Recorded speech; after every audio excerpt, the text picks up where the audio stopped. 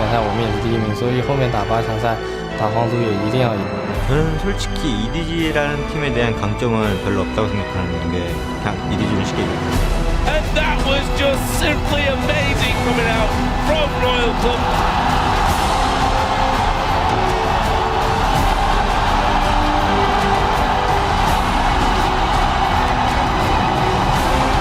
And it's going to be Edward Gaming that put through and march on to the quarterfinals. 以前在国内经常赢他们，如果输的话会非常失望嘛。但如果从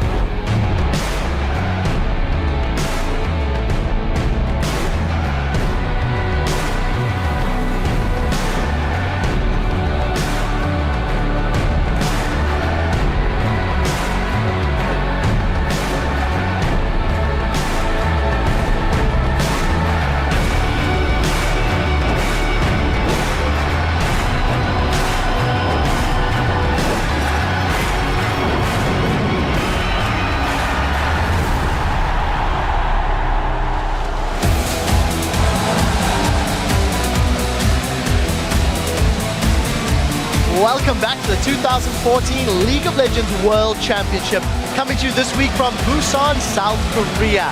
The audience is fired up here at the Bexco Auditorium as the knockout stage continues.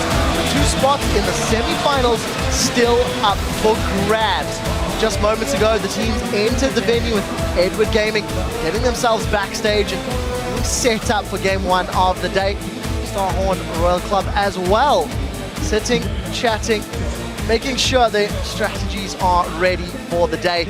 Welcome guys, I am Trevor Quickshot Henry, and joining me once again to share their expertise to the proceedings are of course Mitch Crepo Forspools from the Evil Geniuses, CLG's Peter Doublelift Ping, and rounding out the table, David Freak Turley from the North American LCS. Welcome guys, thank you once again.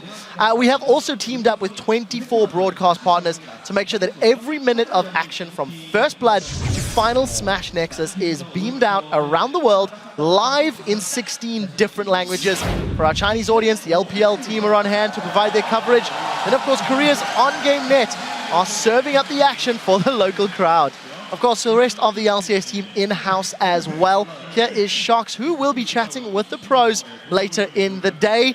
And of course, warming up the caster desk for our series today is Joe, Riv not wearing a dress, and Jat. Before we dive into today's knockout showdown, we have to discuss Samsung Blue's victory over the North American team Cloud9 yesterday. It was an incredibly exciting 3-1 series, and I want to start with Doublelift. You know, what was your takeaway from the battle yesterday, the series, and what really stands out in your mind? Probably both teams having a really weak early game, but Samsung Blue is more concerning because they're going into the semifinals against a team who is really, really good early game. But yeah, they did get slapped around quite a bit early game by Cloud9, especially in game 1. You saw that First Blood and then just Snowball. Sneaky just hard carried. Obviously, unfortunately, Cloud9 lost, but it did expose a lot of weaknesses in Samsung Blue's early game. I was just pleased to see that Samsung Blue was a lot less cocky than their variants in white. Looks like the head coach definitely talked to them and said like, hey guys, don't get too overzealous. But at the same time, I was really happy to see that Cloud9 came out kicking. You know, they didn't lay down and die. They didn't roll over. They just played their game, played hard, and especially the ending of Game 4 was testament to like the willpower that Cloud9 had, and they almost took it to a Game 5. It was just a really good series. Yeah, that was impressive. It was a really fun series overall. I mean, I love just how darn good Samsung Blue is at closing out games. You give them a lead or equal goal to 18 minutes, they're going to crush you no matter what. As Jat said in the cast, they even win 60% of the games where they're behind at 20 minutes. Like, these guys are so damn good late game. And also, it's just incredible how much high, I think, carries Cloud9, that they were almost the strategic equals of the literal best strategic team in the world, and C9 could almost go toe-to-toe there. Hai is an incredible player. Yeah, unfortunately did get knocked out because at the end of the day, Samsung Blue won. So with that quarterfinal, let's take a look at the bracket as it continues to get filled in. The local crowd's having a bit of a party, as you can hear. Samsung Blue will be moving on to Seoul and will face off against their sister team, Samsung White, who did secure their semi-final berth after defeating North America's #1 seed, Team Solo Mid, earlier in the week. Just a quick programming reminder that tomorrow's last quarterfinal series between Najin White Shield and OMG will hit your browsers 3 hours later than the start time today. So for our European audiences, that will be at 10 a.m. And for our viewers in the Pacific time zone, you're looking at a 1 a.m. start time. So let's look back just a quick moment, and we had a flurry of tweets using the hashtag #WorldBigPlays. We've combed through them to find your favorite, and of course it was that epic end to the game where Cloud9 made a bold last-ditch effort to storm the Nexus and try steal the game from Samsung Blue. It was at Josh Apocalyptic. He sent in Cloud9 finding those 3 picks into the Nexus towers was a great play, but not enough. Here is your world's big play. Take one turret. Yeah, we're going for it. We're going for it. They have to go for the Nexus turrets. They've got to push in there. Lemonade tanking it up. Here comes Spirit. Forget him. Try and get the Nexus turret. Oh, they got him! No, we can't end it. We can't end it. Turn around. Kill Spirit, kill Spirit. Yeah, right. No, end. Right, yeah. They're going to go, Joe. Go for it. He's going to go low. Oh, doing the jump. Go for the What? They're up. They're up. They're up. They're cleared it.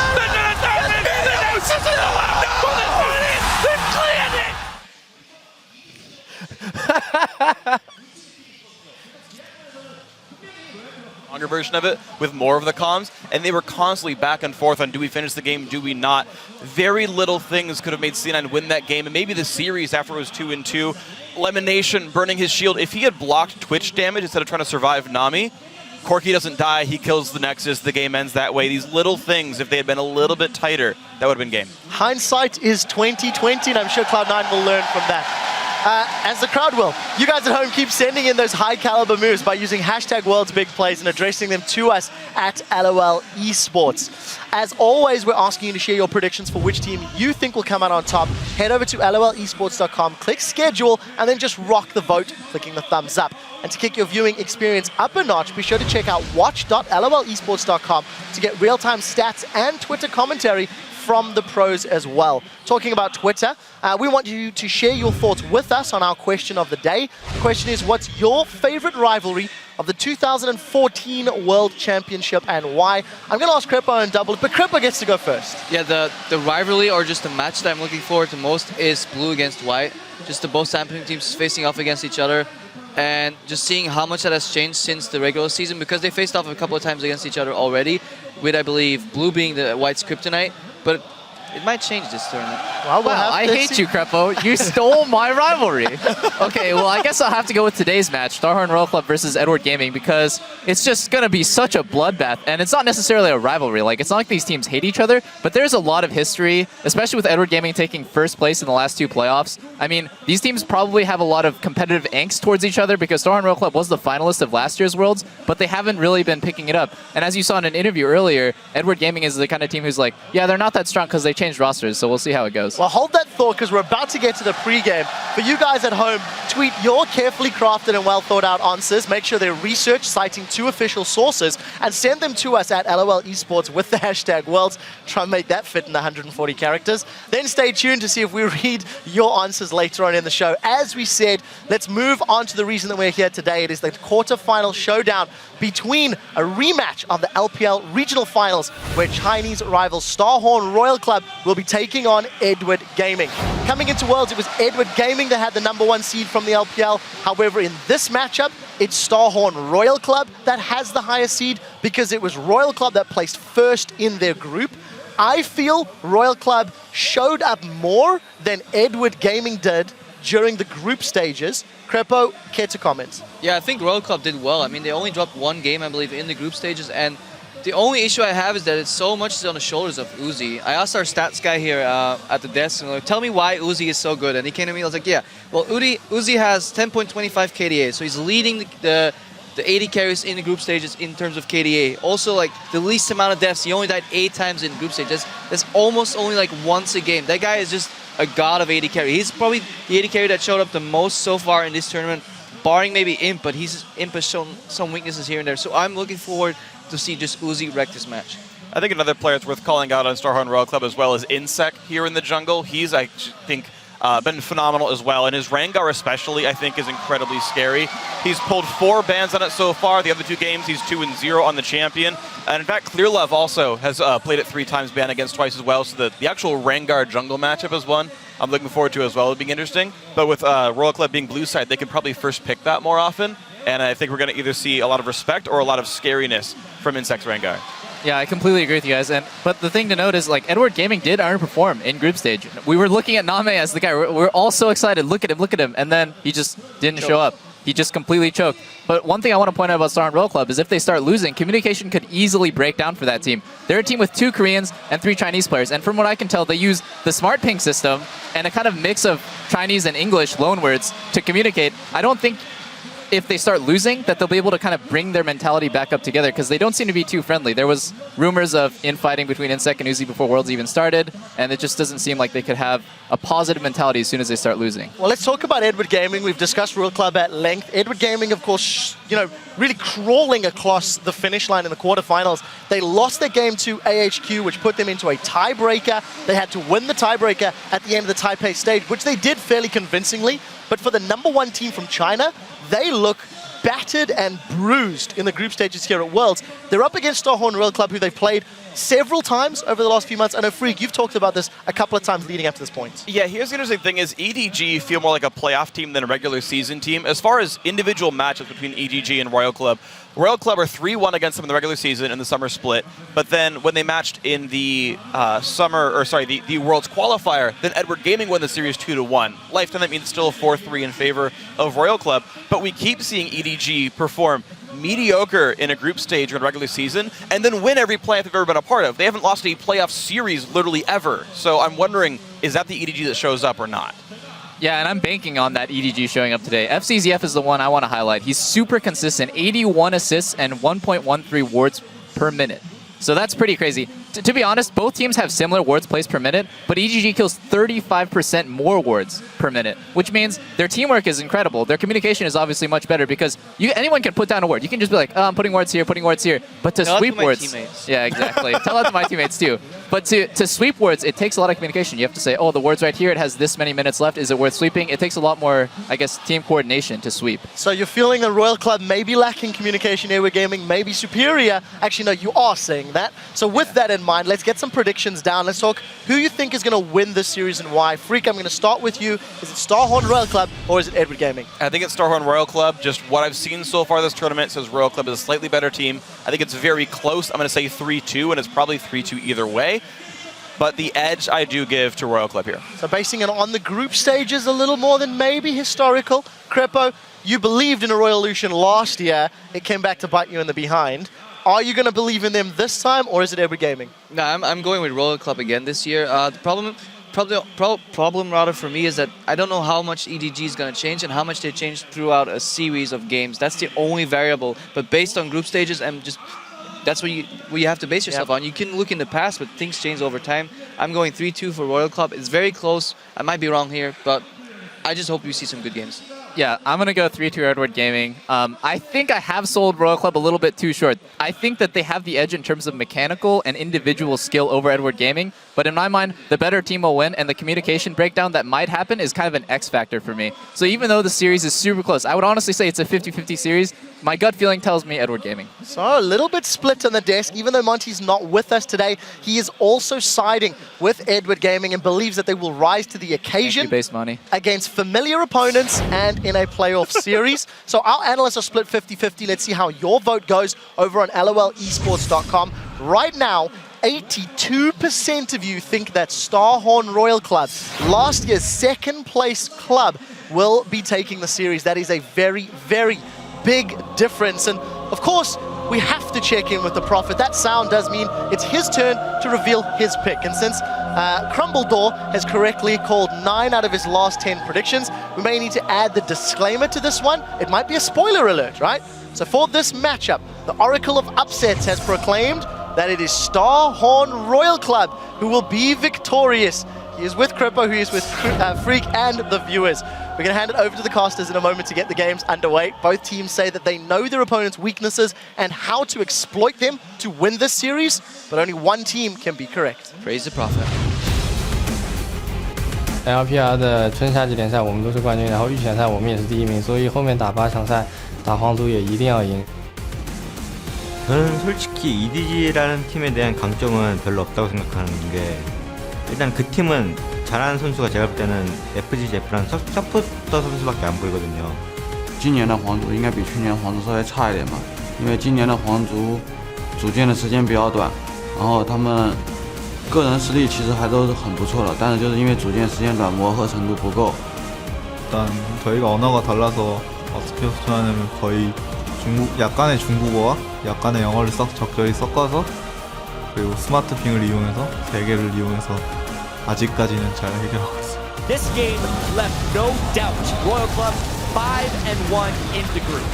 前期能把Insec 的gank给限制住，然后再多次骚扰 UZI， 导致他的发育不是很好的话，我们就可以赢下皇族。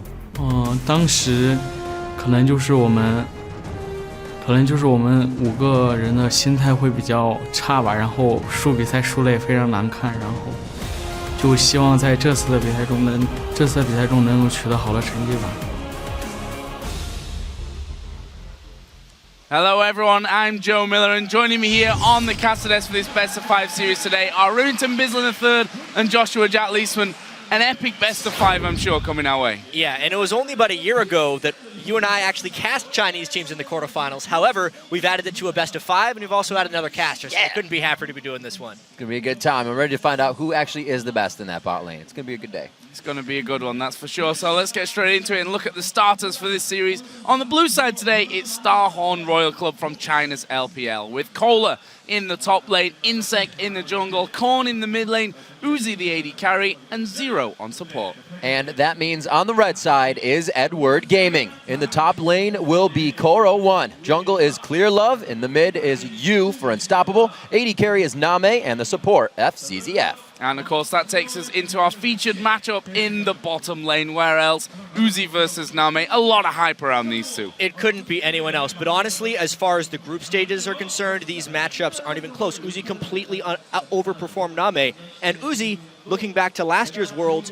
really steps up in big situations, and he's been doing it again so far this year. Then you look over at Name, he is really new to the international stage, and everyone in the Chinese community was very disappointed in his performance. They said he played scared, that he needs to step up, that he needs to play more to his potential, and he needs to do that now, because if they don't, they're out.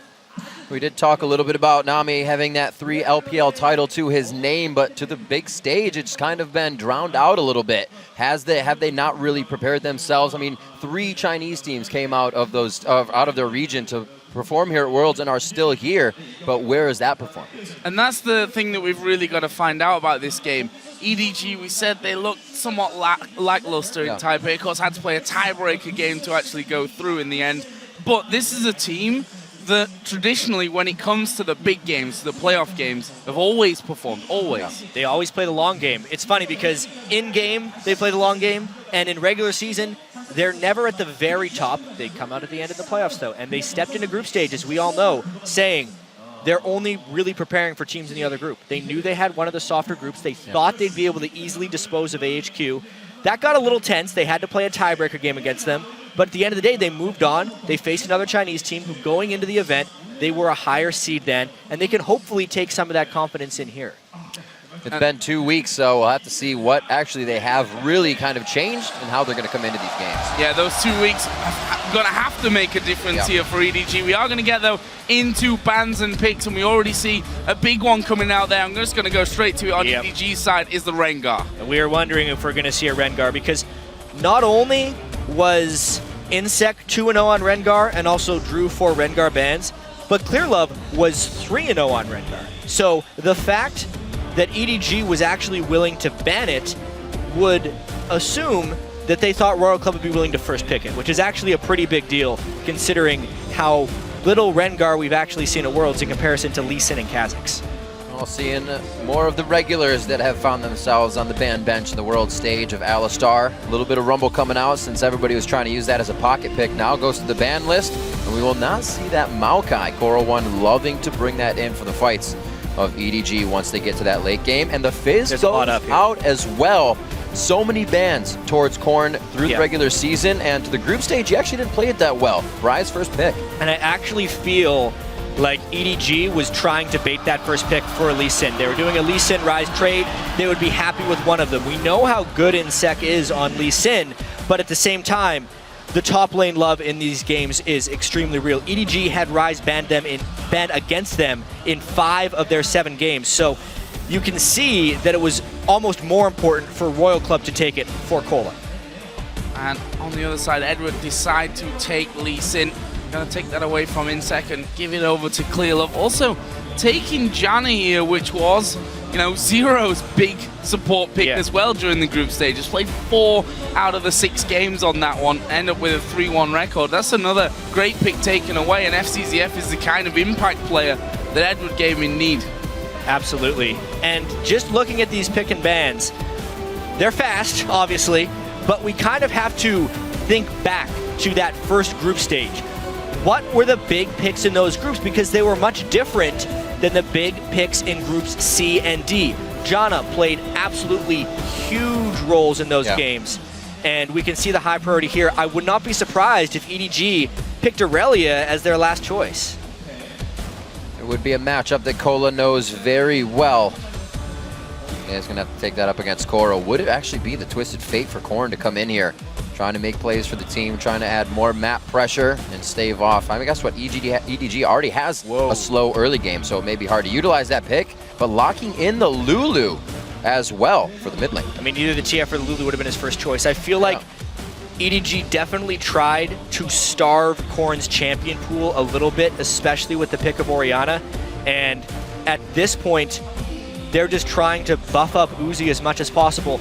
So much of what Royal Club does revolves around the bottom lane and revolves around Insec being able to make plays. That was actually fairly heavily attacked by EDG in this pick and ban phase by trying to take away some of the shielding that Uzi could get from the Orianna in the mid lane, and also by denying and heavily attacking Insec's 2 best champions. His Kha'Zix is nothing like his Lee Sin and his Rengar. Right.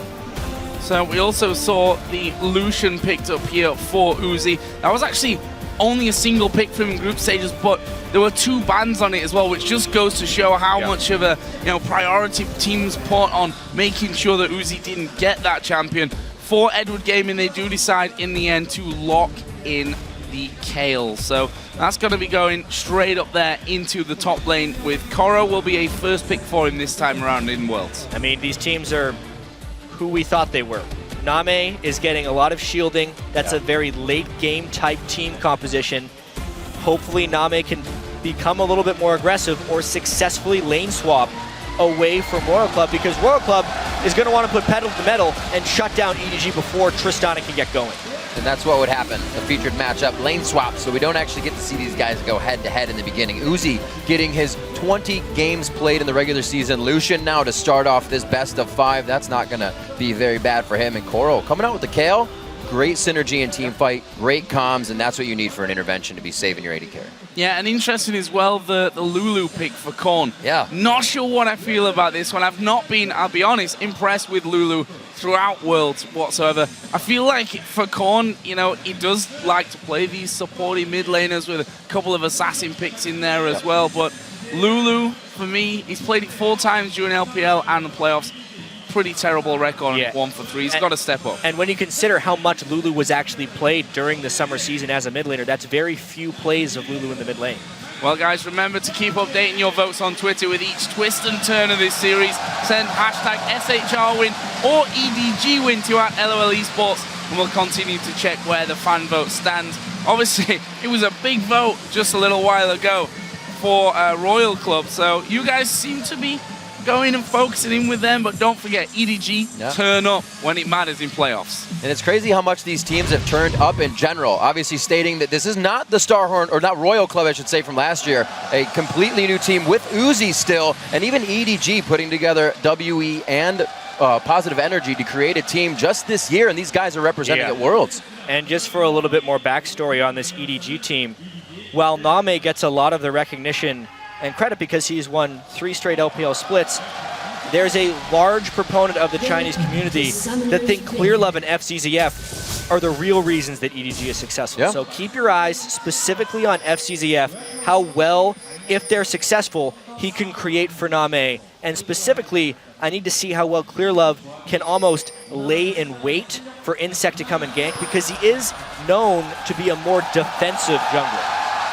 So, early openings here, just to make note of some of the trinkets there. We did see a sweeper for Uzi right at the very beginning.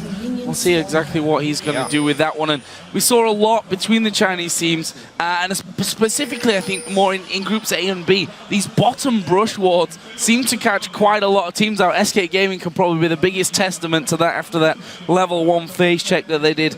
Maybe that sweeper will be used to clear out vision on that bottom side. For now, Name is still there. However, we do see FCZF on the top side of the map. Something we have to track throughout this is the way the lane swaps play out. Now, in the Chinese regionals, the whole reason EDG was the #1 seed coming out of China, they defeated Starhorn Royal Club 2-1, and there was a fair bit of lane swapping here. One thing that Royal Club almost always does in lane swap situations is fast push. They want to end that swap as quickly as possible. So watch for Uzi and Zero to just go for that turret. In fact, when Zero was playing Janna, he brought AD runes just so he could punish turrets faster. Doesn't look like he's done it this time, but they're definitely looking to go very aggressive. And actually, they're trying to get 3-buffed right now. Oh, the last auto attack almost coming in the way they wanted. Korn might meet you on the other side, but it goes to you in the beginning. Geez, I got all wrapped up in the lane swapping situation. We didn't see the incredibly aggressive move that EDG just pulled. They're getting blue buff to Orianna while stealing the enemy blue. Guarantees that Insect's behind early on in the game. What a fantastic start for EDG, since they really just want to survive Insect's early pressure. Yep, and that's one of the best ways to do it. Starve him out as early as possible. We're going to see Name probably being left alone here on this top side as FCZF will walk off into his own jungle. Bottom side, though, we do see that Zero is hanging around with Uzi and not exactly pushing this lane out too quickly at this point. And of course, as I say that, they do exactly the opposite. Fires on right through. They'll get that. It looks like it's going to be Cola roaming around as we see FCZF roaming with ClearLove right now, just to keep things safe. Yeah, I would have to say, though, that push down the bottom lane wasn't actually ideal. They'd want to stack up a slightly larger minion wave before hitting the turret. And interestingly enough, I almost feel like this is from past experience against Royal Club and how they didn't actually do that well when they decided to just freeze versus a push. They're doing the push as well. There is Name on the top side. He's going to be hammering away on that one. He's got ClearLove. He's got Koro as well, who could possibly move into that scenario, but we may see them meet here in the jungle. Ward over the top there from Insect will actually spot Koro and ClearLove moving around to Wolves. Pretty different for Super Starhorn Royal Club here. It looks like they are not trying to go into EDG's jungle. Usually you kind of grab the bottom side of the map when you're doing this, but they want to try and get back into the face of EDG, and it's not working out even more for them. Definitely would have been safer taking EDG's jungle. Nice smite there by Insect, but they are also pulling Zero out now as well. A lot of disturbance from the lanes here against Starhorn. It feels like EDG is really coming out big against Starhorn early here.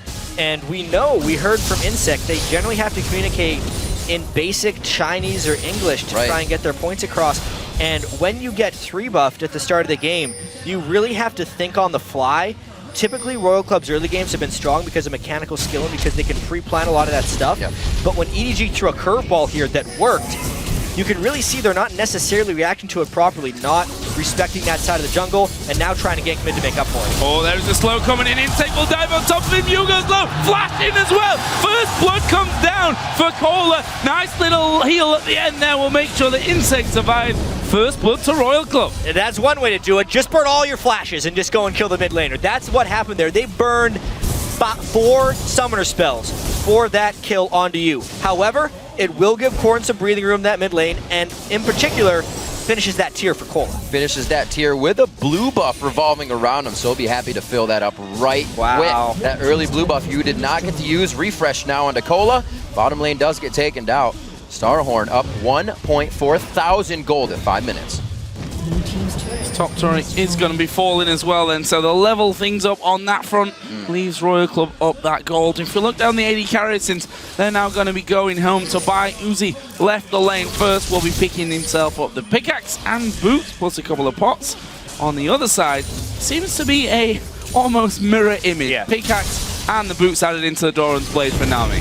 I completely agree with Name's build choice here, especially because they're having a good chance of having to swap back into Lucian. Yesterday, we actually saw Deft go Avarice Blade first to get Lucian and proceed to get about 50 CS behind Sneaky because he was powered up Lucian. You have to go pickaxe on Trist if you're going to be laning against a Lucian in that matchup to actually be able to have a hope of trading.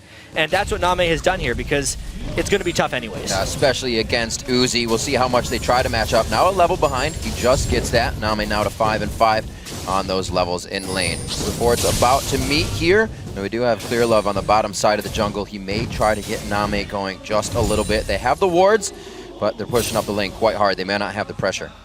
Royal Club don't have the wards, so this is interesting. And that bottom side completely open for EDG to be moving through.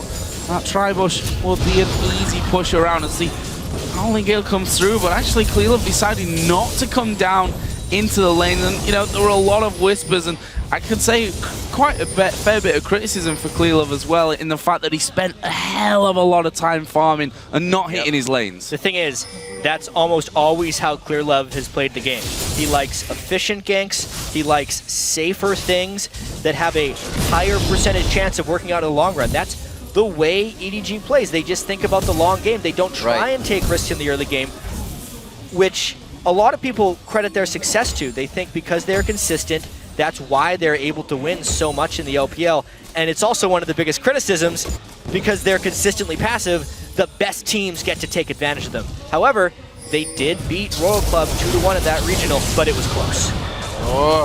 2-1 in the regional. Seasonal games going over to Royal Club. That aggression in the bottom lane coming from Uzi now. That turret's already down, so there's not much safety for Name and FCZF to fall back to. We'll see them backing now. A little bit more pressure towards the top side here. They want this blue buff due to the loss of the last one. I really do. Oh, it's Corn. It's just Corn. It made us think he'd stolen it away from us. It's just their solo laners actually taking that blue. In the end, because they were able to pull off that gank in the mid lane, World Club came out of that lane swap really well.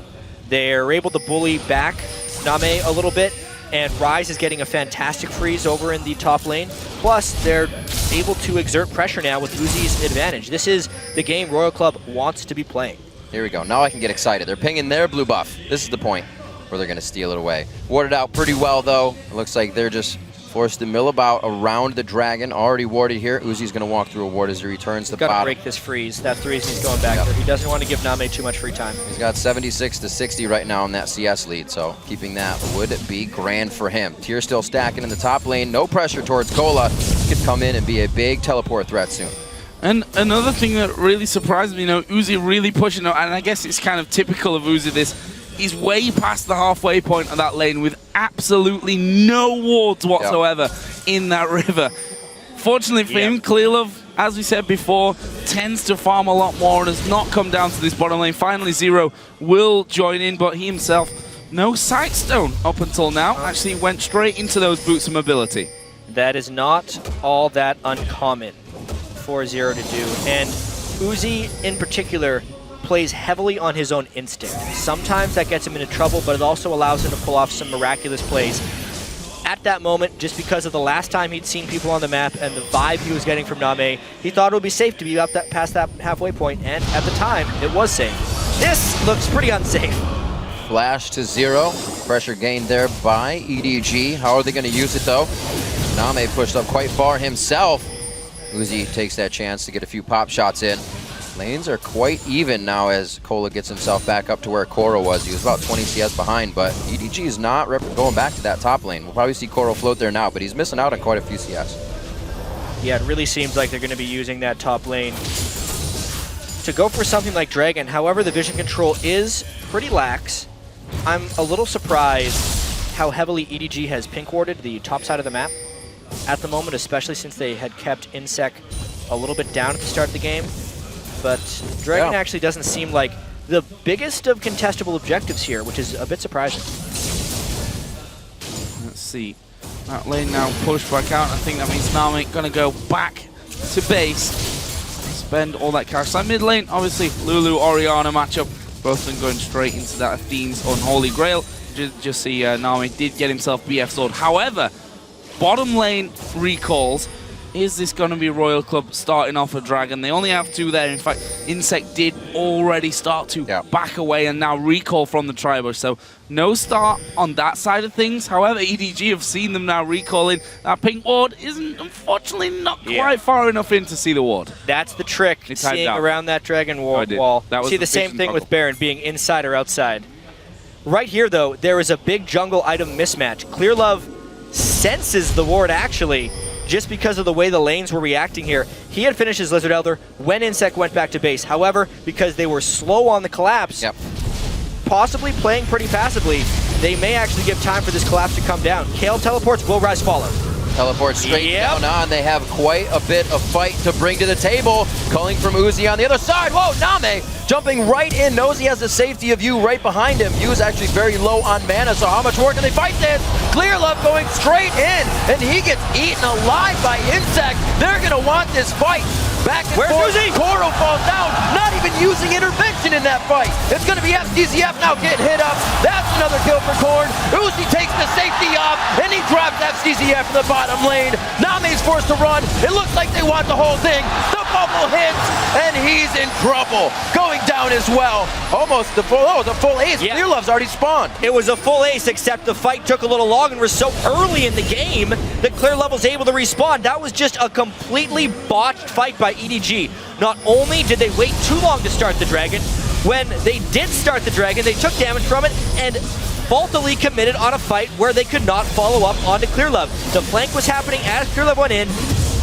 It's almost the polar opposite of what you would expect. You would expect EDG to have the right type of teamfight communication. You would expect Insect to be the one that goes in too far, but it was actually Clearlove. Let's see this again. I can't believe he took this. I can't believe he got that bad of a Lee syndrome. He was probably expecting a tail ult or a shockwave, but he didn't realize how far that spell was going to take him. Uzi, of course, because all the spells had burned in the fight, had nothing to stop him. And yeah, Royal Club's going to know how to stop down. Never try to 1v1 Uzi either. And obviously this was a nice little move at the end there, the jump over from Insect into the bubble finish. One thing that I have to point out, Koro, he had intervention available. I was watching his mana bar there because I thought surely if he's not going to use it in that scenario, he's got no mana, but chose not to use it. And the thing is, even the shockwave at this point, doing basically no damage. You're getting the CC and a little bit of damage from it. Wild Growth's going to offer you a little bit more when that Lee Sin jumps straight into you. Wild Growth pops him up, finish him off. So, you know, Royal Club here, moving in nicely, picking up an early ace, and it actually gives them at 13.5 minutes a pretty sizable lead.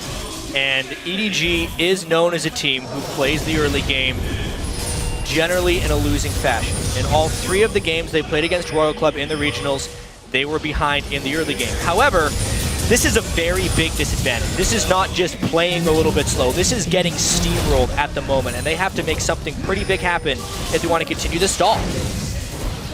EDG definitely feeling the pressure. You hear the community talk about Clearlove not going as hard as he does in his regular play, maybe getting under his skin a little bit. And now he just goes a little too far for the team to respond as well. Are they going to defend their inhibitor turret? It's a Kale and a Janna trying to defend this. Uzi kills turrets so quickly at the moment. They finally have to send people back.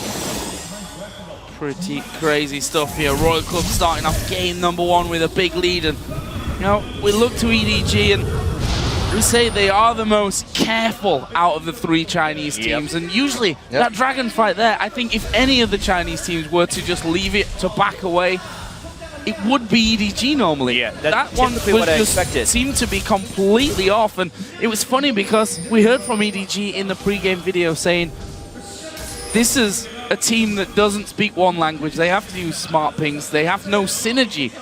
But that's exactly what EDG just looked like. Clearlove dived all the way in. And what is the last thing, in my opinion, you want to do against a team that has trouble communicating? Give them a 5v5 fight where they can all just rely on their mechanics. Split them up, split push them, make them make split decisions. That's what EDG was doing early on in the game. But we also have to keep in mind, during the group stages, mind you, they played 7 games. EDG had more dragons than any other team, right? It is in their DNA, basically, to try and control dragon. That's one of the ways, since they are typically a fantastic team fighting team, that they pull advantages. It's just the team fighting synergy did not show through in the slightest there. Well, they have to hope it does play out to late game. Starhorn Royal Club able to grab 10 out of 10 Barons throughout the group stage, so it may not get easier as we even get to the late game. And speaking of the late game, we're approaching 20 minutes. For teams that play slow, I always love looking at the goal at 20 minutes. How often does that team hold leads? How often does that team come back? And even though EDG is known as this slow team that plays from behind, they didn't have any come from behind victories in the group stage. They actually had a gold lead of close to 3,000 at 20 minutes against EDG or against AHQ and lost that game. So EDG actually has just been pretty porous in the late game so far here at the World Championship. Let's have a look down a couple more items now after that dragon and that last fight and that inner top turret. You see for Royal Club, that Infinity Edge of Uzi is done. Zeal in there as well. Rod of Ages for Cole, a Brutalizer in the hands of Insec. On the other side, well, Name got a little bit of everything, not quite finishing off either the Shiv or the Infinity Edge. There's a Shockwave that, well, just completely off, really, trying to hold on to this turret, but just not enough damage, and honestly, not in the right place either. No. Fortunately, Insec took a fair bit of damage, but the heal from Kha'Zix and the heal from Nami is just rounding him up for the next push. All this is happening while Cola is really farming away on the other side. EDG is in a whole world of trouble right now. Their initiation is gone. Not even being able to stand at the turret. Good shields coming out of Korn. Quite powerful off of that 2 kills. Double kill in the beginning. And now Cola to split push the bottom lane. Really changing up his playstyle as well. A guy who loves to fight. And he looked pretty rusty on Rise coming into the group stages, but he has started to play it at that maximum level. And he'll back off now, stacking the tier. Rod of Age is already there, having a great game. You're right, pretty heavily criticized. Only a 2.92 KDA on 4 Rise games during the group stage, but it helps when your team gets a 5-for-0 at the Dragon fight as soon as you TP in. And also it helps when the enemy EDG team didn't lane pressure in the slightest. They have a Kayle Lee Sin, because they did the lane swap back around 6 minutes, and they just never tried to shut down Rise when he just had his tier. He got the first blood tier, so he's had that easily from the very start.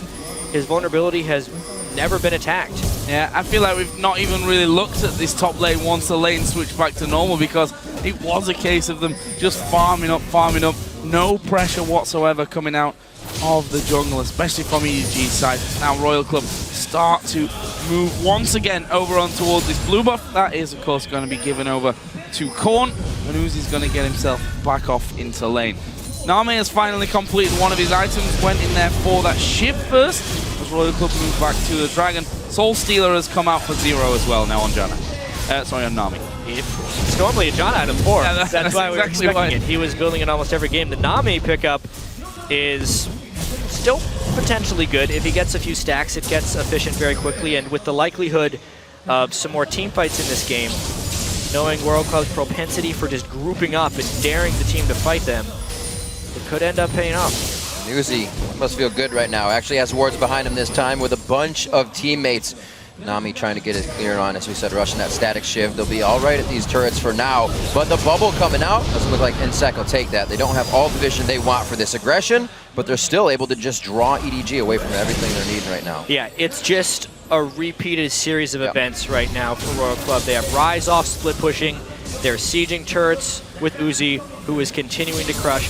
And I do actually want to touch on the Soul Stealer a little bit more, because so often I hate the Soul Stealer vibe because the Kales would just be way better in a situation. Right. But I look at the EDG team, there's really not much that they'd want of a Kales out of all of this. Maybe you'd want to try and build an Aegis, but I can see the extended benefits of having more P on Nami.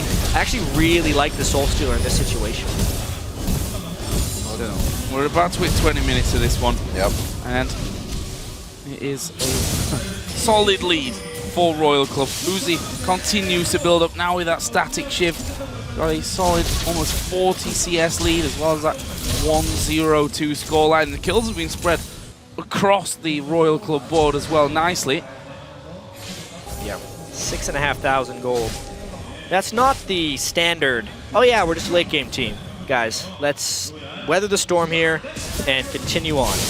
They actually kind of have to make a bit of a play or just hope that Royal Club stops killing turrets, stops taking dragons, stops taking their jungle. And the problem here for EDG is they don't have the greatest ability to catch people either. Maybe they can land a shockwave, but even then that'll expose them to a lot of counterattacks. Zero really just not even letting him farm. Little hasty on that tidal wave. I guess it burns a flash though. Nicely done, putting the fear in him. We'll see Koro still somewhat stay in lane. He doesn't have much to farm up there, and also the wards now, the pink wards for Royal Club being placed a little bit deeper and deeper into the jungle of EDG. It's going to be even harder for them to be at home in that side. 35,000 to 28. Royal Club very good at controlling a lead and just keeping it going throughout the game. Also got to point out the Captain Boot special from Zero. He did that most group stage games. The extra move speed, it's going to grant an already quick Royal Club team in and out of fights will be pretty critical. And now it's all about this Baron control, trying to get catches in the jungle. EDG is just on the run. Oh, the slow comes down. Clearlove not going to escape that one, and reaction was pretty slow. He almost walked into the bubble right at the start.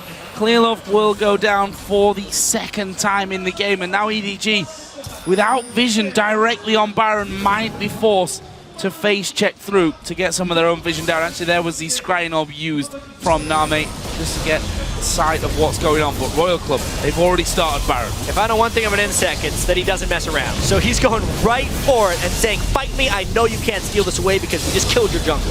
Standing here is one thing they can definitely agree to communicate on. Zero taking a bit of damage from Koro on the backside. He's forced to blast into the pit. They're stuck in with Baron. A great shockwave from Unstoppable. SDZF doing what he can to get the Monsoon out, but it's not healing anybody. Uzi now trying to get Name inside the pit. He's, though, taking the Baron damage, and it actually takes him down in the end with the help of Koro and Royal Club. They did get the Baron, but that is not a Baron that stays on them for very long. What a terrible call right there from Royal Club to stay on the Baron. They used Wild Growth while in the Baron pit just to take more damage for Baron instead of using it for the fight. That's exactly what EDG needs if they want to try and shoot back into the game. Thank God for them that Uzi was able to finish off the Baron with his Lucian damage, but EDG, they're back in the game right off the bat. And there's a teleport from Kohler to a tower that was quite clearly going right down, and just like that, EDG bounce back in this game. What are they going to be able to do now, though? And that may have just scared Royal Club a little bit. It was, I mean, it was a decisive call. It might have been a wrong one, but they did stick to it as 5. Obviously, it cost them completely. But at least they didn't split up on it, and can maybe argue from that they're all on the same page, if it's not, maybe even just a bad page. Hey, it's a pretty bad page here. They stuck to the plan, but it allowed many kills to fall to EDG. Even just Lulu ulting the Rise before the fight was a little curious. Name, nice jump off the back of the pit after Uzi was able to pick up that Baron. If he hadn't done that, that would have been, instead of a 5,000 gold lead, about a 3,000 gold lead after that. Even now, EDG is still going to play on the back foot for a little while, but that's exactly the type of break they needed to come back in the game. And we talked before about kind of one of the differences of Chinese games and how they like to group up as 5 and just kind of go for things. They also like to play off of instinct more, and they're much more willing to take a high-risk play. However, this was a situation where a high-risk play is completely unnecessary. So a lot of times in even games, they're willing to take those plays because at least it's them deciding what will happen. This was just really showing through their lack of communication. Uzi being very aggressive, not locking down the Sonic Wave. Clearlove missing a few this game, still trying to pursue a good slow from Insect here. A little bit of rotation from FCZF and Korn, but I don't think they'll come all the way down on this one, and that is staved off for the time being. But Royal Club still trying to create pressure everywhere they can. Gets the intervention out of Koro, so Kola, a little bit of a victory there.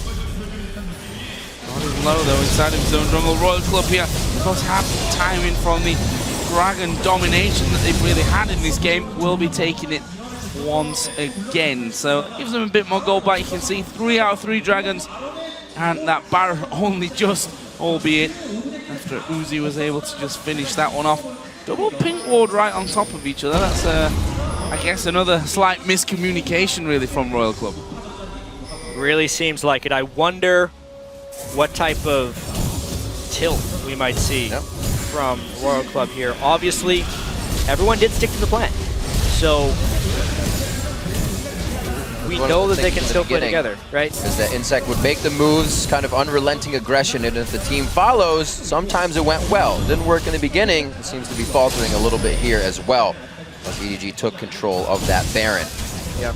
We saw that 70% kill participation from EDG in on the analyst desk. In their group stage in the upper bracket finals against OMG, 4 members had a 70% kill participation. So these guys are still a team to be reckoned with once they get into that team squad, once they get together around these objectives. I don't think it's that Royal Club are necessarily, you know, bad at team fighting. No. More of the fact that EDG have the upper hand, and you know, we saw it in that last one that yes, they all were on that same page. Yes, it was a bad call, but they were fighting inside of the Baron pit, still going for the Baron, using abilities, ultimates even, to keep themselves more protected to fight the Baron. So, you know, just not a good call across the board. We'll move on from that one though and see how Royal Club start their push, because they are still ahead here by a good chunk. There's another tower going their way. And it's just a big reset button for a lot of this game. You look down, it's still a turret advantage because of that last one, and a 6,000 to 7,000 gold lead. However, the stall potential is just much lower right now as far as how long EDG would have to last. We just saw Koro fighting in the jungle against Cola, use his intervention, now using his flash to get out of that one. A lot of pressure from Royal Club, and they are not stopping here. Just regular abilities here and there to make sure EDG is always thinking twice about what they want to do, and usually playing reactive, which causes them to fall behind. And the power level of Royal Club right now is still absurdly high. Look at how much Korn was able to take out of Koro right there. Rise has his items, plus Uzi gets the help of Korn's giant ability power on Lulu if we do see a fight in the open. And that Lich Bane's coming next, so it makes the tower shredding ability more impressive. We've got just less than 2 minutes for Baron number 2 of this game to be spawning in. We'll see what Royal Club do, whether they are a little scared away from that last attempt, or whether they just keep it going, because they still do have an 8,000 gold lead. Compare some of the items. Last Whisper came out from Uzi after finishing off that Static Shiv and Infinity Edge. On the other side though, not all that much armor to break through. Definitely not. I actually really think he should have finished his Bloodthirster before his last Whisper, just because of the really low armor values on all of EDG. That's one heck of a catch, though. Well, Koro's going to use the intervention here, but it's going to do very little for him. Actually, we'll get a last-second heal, but the shutdown from Kohler, and they collapsed quickly there, did Royal Club. That's one of the things they're known for, is their ability to collapse quickly. Both of these teams, in a sense, just Koro was so far away from home, there's no collapse. They're just trying to get everything. So much catch potential coming from this team. It looks like they start the fight from so far away, and even EDG knows it. Blink Flash is just off a wave that's almost at max range, because they know there is so much follow-up coming from Royal Club, and now they're going to follow up that mid lane and try to grab this first inhibitor turret. Pretty good clear from Name, and you still sitting there. We're going to be waiting for Cola to come here with the blue buff that you has not had, or has been getting this game. No, not particularly. I think since level 1, I wish you could see exactly how many blues have gone over here. Didn't even get that a full blue buff. I feel like it was just the first one where they got both blue buffs, and then he actually died, which then obviously fell into the hands of Cola for that first blood. So Royal Club done a good job of controlling that, but now we're at Baron time. Recall coming in from both Rise and Lulu at this point. Not very good timing. No, EDG are moving in already. Yeesh, such a massive vulnerability that's not actually capitalized on.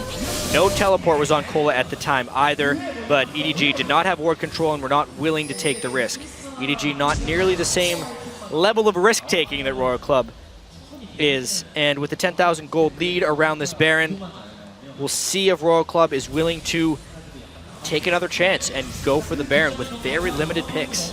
Limited picks, but they're going to try to limit the vision of EDG. 5 sweepers now here for Royal Club as they try to move around the objectives, but moving around their own wards for now and not getting too many out of that. Playing it safe as they group.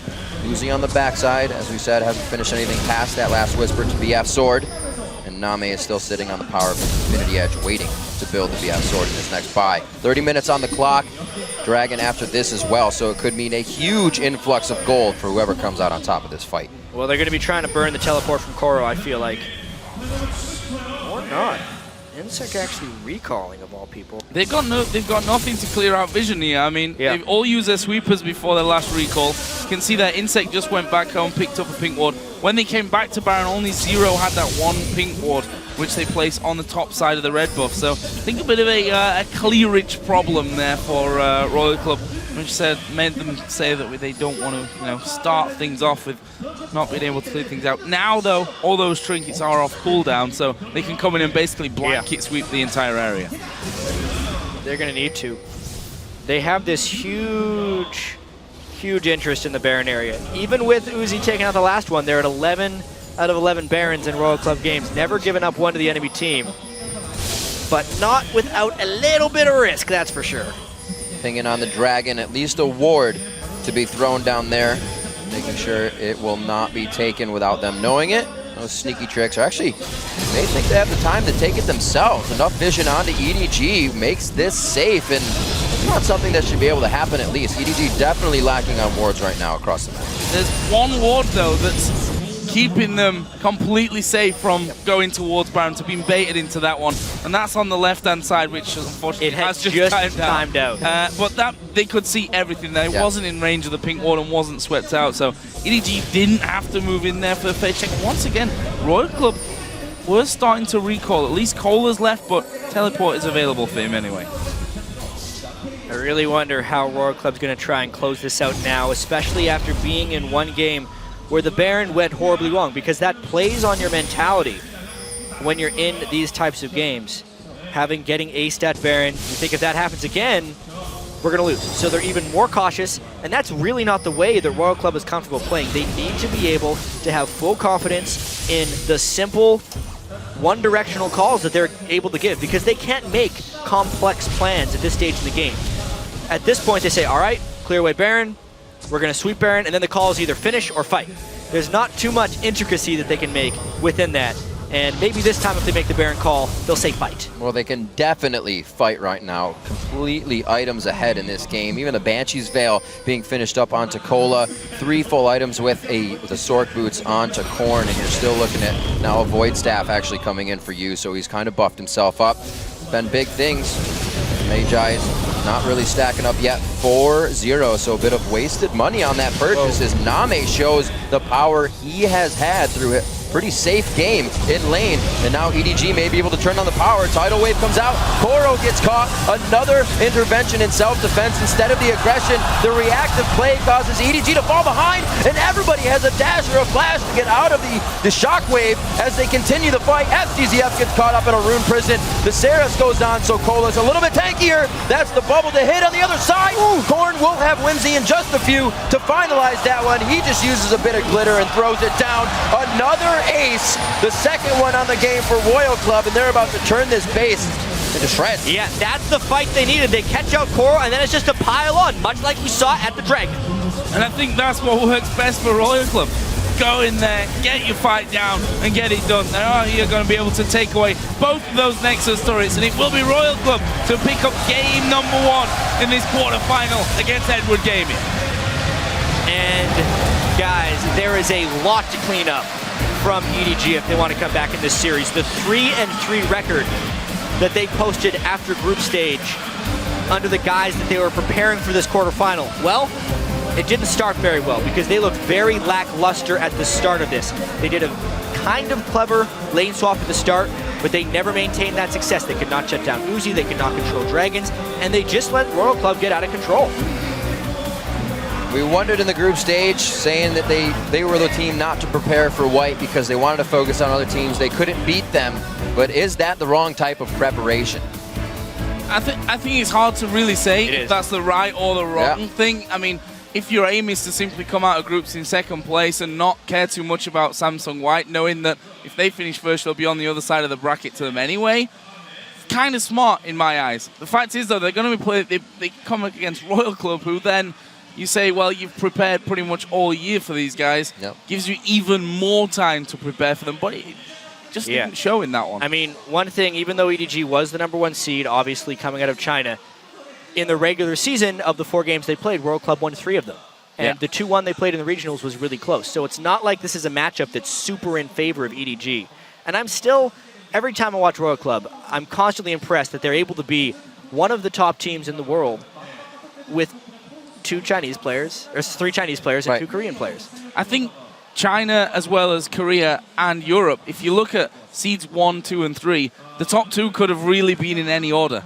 The 3rd seed, you can argue, maybe is weaker in some of the regions, but I think the top 2 were pretty interchangeable when seeds. So I think the word, EDG #1 seed out of China, while it is definitely real, it might be less of a important factor overall, especially considering how close these guys have been against each other all year. It definitely changed it did not change their ability to adapt after what looked like it was a shaky Baron call, but it didn't phase them. That was very interesting to see. The communication still stuck. They did make a few questionable plays after that, but they were getting the catches they wanted, and we saw in the group stages they'd go for more kills than they were turrets. They were all about finishing the game this time on Starhorn. Yeah, I know we've had a lot of shaky Baron calls in the past, and we've had a lot of games at Worlds. That may have been the shakiest Baron call this year we've seen, but they recovered. That's the important thing. They didn't tilt at all. The instant they gave it up, they were still pressuring, they were looking for catches, they were keeping their farm up, they killed turrets. Aside from that ace, they didn't give up anything. And maybe more importantly, when that Baron went down, they were far enough ahead to keep up the pressure once again. Bit earlier on that might have changed things, but guys, for a breakdown on Starhorn Royal Club's win, let's send it over to the guys at the analyst desk. Thank you very much, Joe. An interesting game there to kick us off. Starhorn Royal Club sort of keeping the tempo they had from the group stages. I immediately want to jump into the team comps that both of these squads ran out of picks and bans and just highlight something Joe was talking about. He said he's not convinced by the Lulu pick in picks and bans. Up until this game, Lulu has 4 wins and 9 losses at Worlds.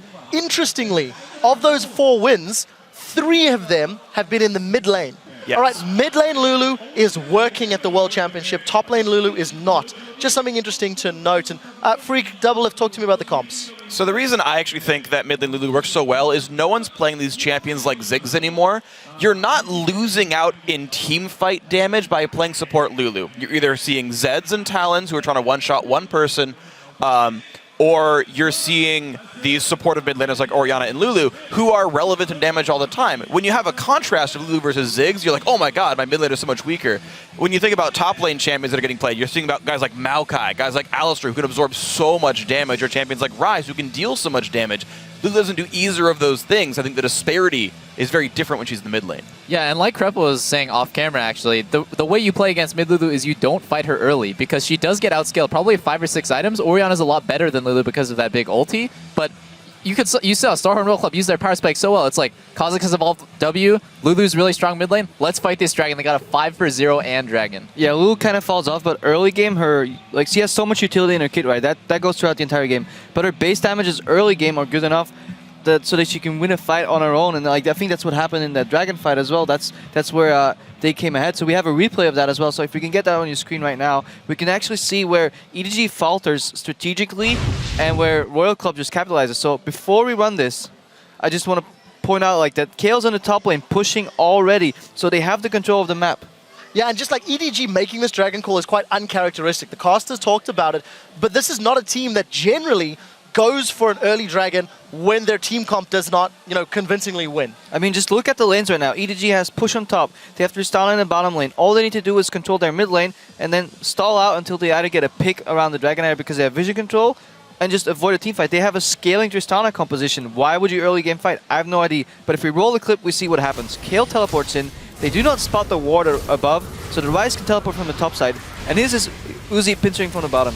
And this is so great. Look how good his culling is. He just gets a lot of extra damage down. And here, I would have been dumb and fought Name, but he realizes a shockwave would obviously kill him, so Uzi's better than me, obviously. But the free damage he's gotten down makes this pick happen. What a Lee syndrome right there. There's literally no reason to go in. He goes in past the kill. You could kind of blame Kael. That's so stupid, because it's impossible for Kael to kill ulti him while he's just kicking in, and that just immediately a 4 vs 5 fight. 4-man Kha'Zix evolve W hits your team, you do not go in after that. And then yeah, Uzi pinches from the bottom, cleans up. This is just a really good fight from Royal Club. And the thing is, Royal Club is so good at exploiting mistakes, and EDG was at the Baron fight as well, so that's the irony for me. Both these teams exploit mistakes so well, but they keep making them, and I wonder just, how can you keep making mistakes if you're so good at recognizing when the other team makes them and you exploit them? And when are you going to learn?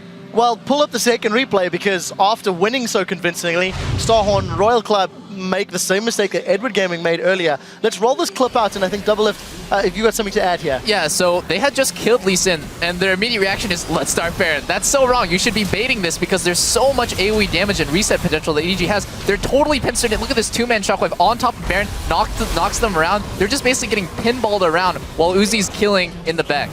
So it's just so hard for them to win. And honestly, right here is pretty great, the little duel. Uzi's smart and goes far away. Baron always hits the closest target, so Nami's taking free damage. That's just really fortunate. Good crits. And then right here, Uzi hits a ward, and Nami reveals himself by attacking, but he can't get hit. How fortunate it was that he was able to get that Baron, because actually I looked at it again, and if Tristana's auto attack had crit, EDG would have gotten that Baron, and they have such a great late game comp, they probably would have won. I want to speak to what caused that Baron.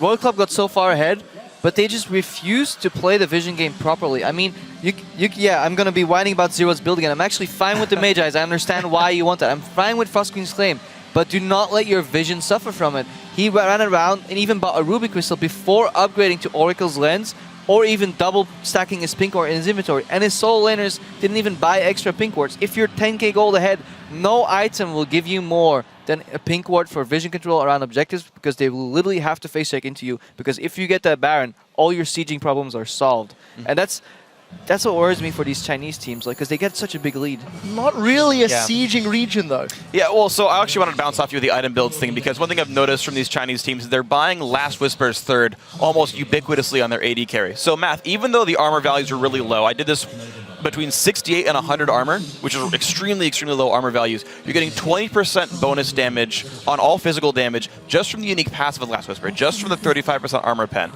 When you're an AD caster like Lucian, that is still, even against low armor, the best damage item you can buy. So it's gold efficient for damage, obviously not durability when you have things like lifesteal to consider. Now, Doublelift, we are moving along. Edward Gaming is a team that you put some faith in coming into this. Are you a little nervous from the performance of their showing in Game 1, or is this just Game 1 jitters of a series? Oh yeah, they got stomped this game, let's be honest. If it wasn't for that awful decision in the Starhorn Royal Club, it would have been just a sweep of a game. So I'm shaky. Yeah, I thought this game was going to be really close, and it still is to me, but wow, what a first game. Final thoughts, Freak? Yeah, I think that Dragon is fairly fluky. Think back to C9 versus Samsung Blue, or TSM versus Samsung White. Fluky things happen that snowball the games.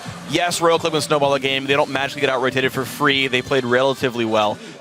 So I don't think that'll keep happening. It'll have a much closer series. Well, we do have potentially 4 more games to go, so let's move this one along. Throughout the event, we've been asking you guys to share how do you world with us, and thank you for those photos. We got a special one from @JKitchen13, shows us how they're watching the games from Texas, where everything is bigger. I believe that's an IMAX-sized screen, guys. That is huge. That's like 8 people tall. Exactly. I think it's bigger than 8 people tall. It is. Guys, we're just warming up here, and after a quick break, we'll get into Game 2 between Edward Gaming and Starhorn Royal Club. On the way out, there is one team that normally flies under the radar during games, but thanks to a few fan videos posted from Worlds, they've been getting a little more attention. And I'm speaking, of course, about the Shoutcasters. Could I have a clap for Sync, please? The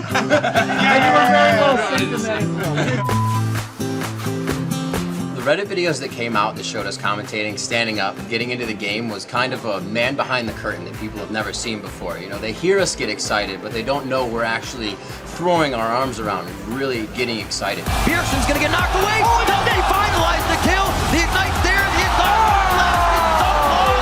Maka with a godlike hook from over the wall. I think one of the coolest things about watching the video is we actually got to see ourselves casting. I didn't realize how animated we were really getting. You just suddenly do something like jumping around. Apparently I was hawking him doing a team fight as well while he was casting it, and I didn't even realize. I noticed that I bent right over and get right in the screen because I'm in the zone. For me, it was the moment of when I was jumping up and down. Like, I don't realize that I'm jumping up and down when that happens. I think these guys feel it with the whole stage moving a little bit more. Everyone was wondering, like, why are they tapping the ground? Why are they tapping that? No, it's literally just, if you have something to say and you want to add to that person, is to let them know that they can wrap up their point because you want to expand on it, and it works pretty well. So he'll either be tapping in, saying I got something to say, so we'll be both, okay, We're pass it to circling. him. He's coming in. Yeah, or if he's got nothing to say, we'll just pass it to Joe and we'll just carry on the flow, until he's got something that is seriously important. Well, actually, the casting's the really easy side. The vast majority of the work that you do as a caster is the preparation to get here in the first place. Yesterday, the three of us actually just met up in a hotel room, talked about the match for about 4 hours. We've kind of already discussed the major points that we wouldn't want to miss talking about. We get these guys to bring us all kinds of statistics out that'll take them hours, and we might use one statistic that's, you know, relevant for maybe 20 seconds during the games. You know, while we do a lot of work, there's definitely a big part of the team in the background as well, helping us to get where we are. As far as getting energy for the game, that comes pretty naturally. Every hook, like I said, heat-seeking coming out of Mata. What can they ban? What can they do? TSM has to think about game 2 already. 27 minutes in, the double kill for him. 12-3, and game 1 is over in favor of Samsung White. There's so many people watching, there's so much excitement in the room. You know the history of both the teams, and it is such an important moment for these guys, and the fact that we get to experience that and bring that to the viewers completely fuels us. It's Worlds.